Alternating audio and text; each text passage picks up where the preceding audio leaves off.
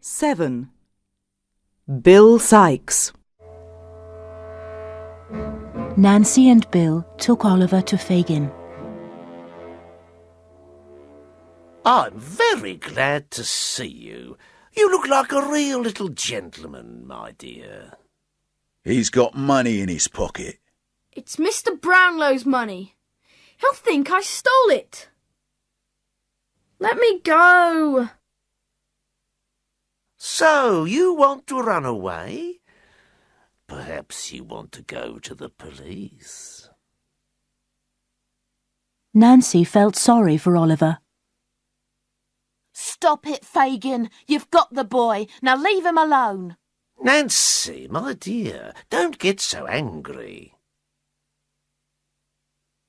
Fagin locked Oliver in another room. Now, Bill, let's talk about that little job you're planning. It's a big house in the country, and there's a lot of valuable stuff inside. Good, good. Yes, but the problem is how to get in. There's just one small window we can open. You need a small boy. Oliver is the boy for you, my dear. The next morning, Fagin woke Oliver up. You're going with Bill today, Oliver. Do exactly what he tells you. He's a violent man. Nancy came to take him. Are you ready? You must come with me to Bill. Be careful, Oliver. In Bill's house, there was a pistol on the table. Come here, boy. Do you know what this is? Yes, sir. We're going to do a job. If you say a word, I'll shoot you. Sykes took Oliver out of London into the country. They finally arrived at a big old house. Keep quiet. We're going to wait here.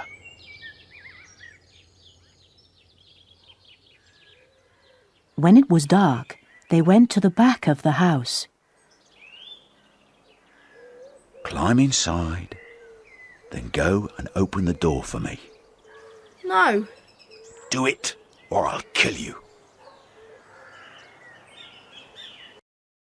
Chapter 8. The Robbery. Sykes pushed Oliver through the window. Go in. Suddenly, the window broke. Come back. Back. Oliver saw two men on the stairs. Who's there? There was an explosion. Sykes pulled Oliver out. They shot him.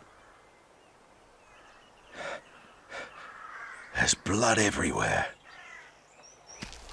He carried Oliver across the field.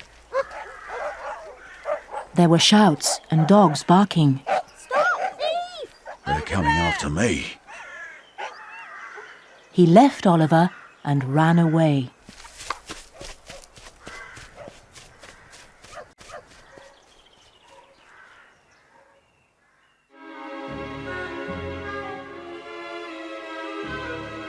Oliver woke up in great pain. My arm. I can't move it. If I can walk to the house, I can ask for help. Inside the house, the servants were in the kitchen. I shot one of them.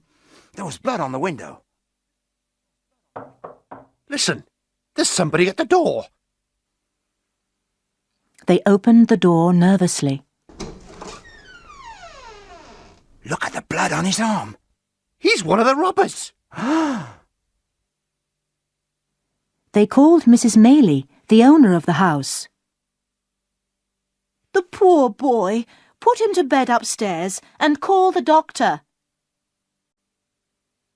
The doctor stayed with Oliver for over an hour.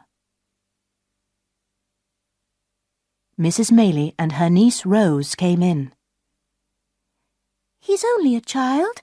How can we send a child to prison?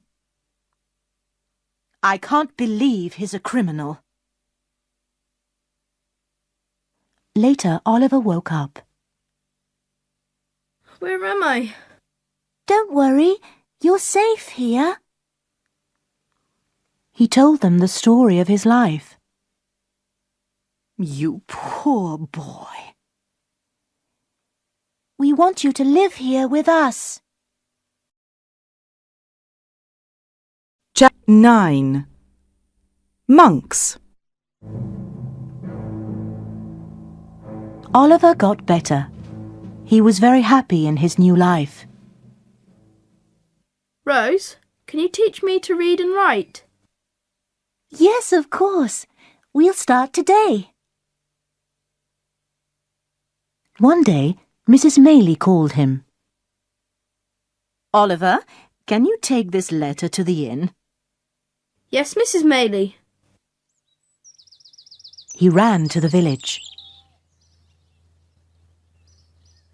At the inn, a strange man stopped him. You! A curse on you! What are you doing here? Oliver was afraid. He ran away.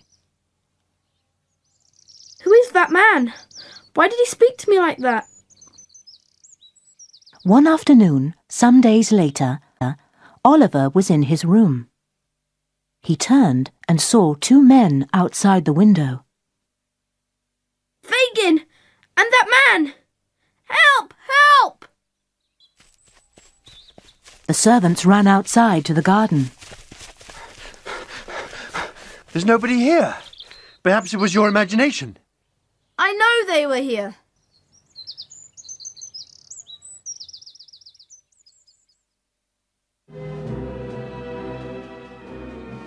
One evening, a visitor came to see Mr. Bumble. Good evening. My name is Monks. What can I do for you?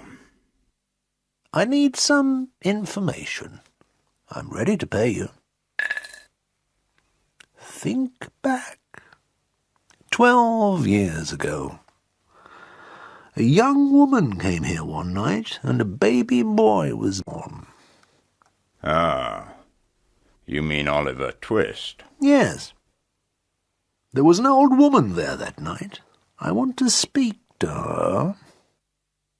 Bring her to me tomorrow at this address. The next evening, Bumble brought the old woman to Monk's. You were with the mother when she died? Yes, I was. And did she give you something? Tell me. Here, take this money. She gave me this ring. It was for the child, but I kept it. Look, it has a name on it. Agnes. Monks threw the ring into the river. That is the end of that. And don't say a word to anyone. You can depend on me, Mr. Monks.